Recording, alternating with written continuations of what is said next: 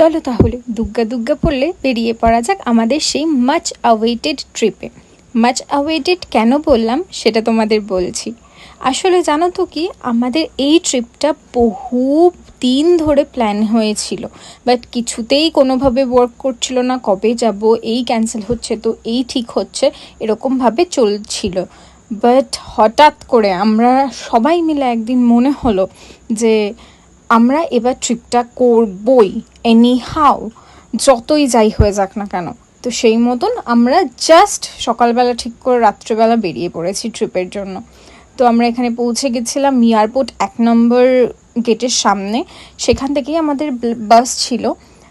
তো আমরা ওখানে পৌঁছে সবার আগে যেটা করলাম সেটা হচ্ছে চা খেলাম, কারণ আমাদের বাস টাইমটা ছিল 8টা নাগাদ।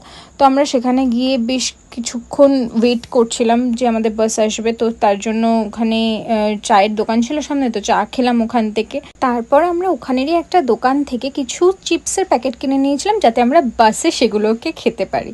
তারপর আর কি আমাদের বাস এসে এখানে হাজির আমাদের ট্রিপের জন্য। তারপর আমরা ঝটাপট লাগেজ নিয়ে উঠে পড়লাম বাসে।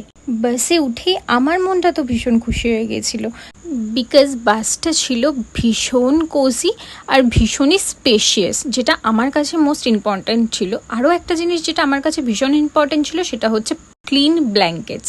তারপর আর কি দেখতে দেখতে আমরা পৌঁছে গেলাম আমাদের ফার্স্ট স্টপ কৃষ্ণনগরে, যেখানে বাস আমাদেরকে ডিনারের জন্য 20 মিনিটসের জন্য ব্রেক দিয়েছিল। সেখানে নেমে আমরা একটুখানি ফ্রেশন আপ হয়ে নিলাম। আমার মুখটা দেখে কীরকম ফুলে গেছে কেন জানো? কারণ আমি বাসে কিছুক্ষণের জন্য বেশ ঘুম দিয়েছিলাম। ঘুম থেকে উঠে দেখি আমার মুখটা এই অবস্থা হয়ে গেছে। তারপর ওখান থেকে আমরা রুটি তড়কা আর এই সুজিটা আমার বাবা বাড়ি থেকে বানিয়ে নিয়ে গিয়েছিল, ওখানে দিয়েই ডিনার সেরে তারপর ঝটাপট আবার বাসে উঠে গেলাম। বাসে ওঠার আগে আরও একটা জিনিস খেয়েছি, সেটা হচ্ছে এই আইসক্রিমটা। তারপর আর কি এই আইসক্রিম খেতে খেতে আর বাইরের দৃশ্য দেখতে দেখতে আমরা চললাম আমাদের ডেস্টিনেশনের দিকে। তোমরা জানিও কিন্তু যে আমার এই মিনি ব্লগগুলো দেখতে তোমাদের কেমন লাগছে, আর যদি ভালো লাগে then please do like, comment, share and subscribe my channel. Thank you, tata.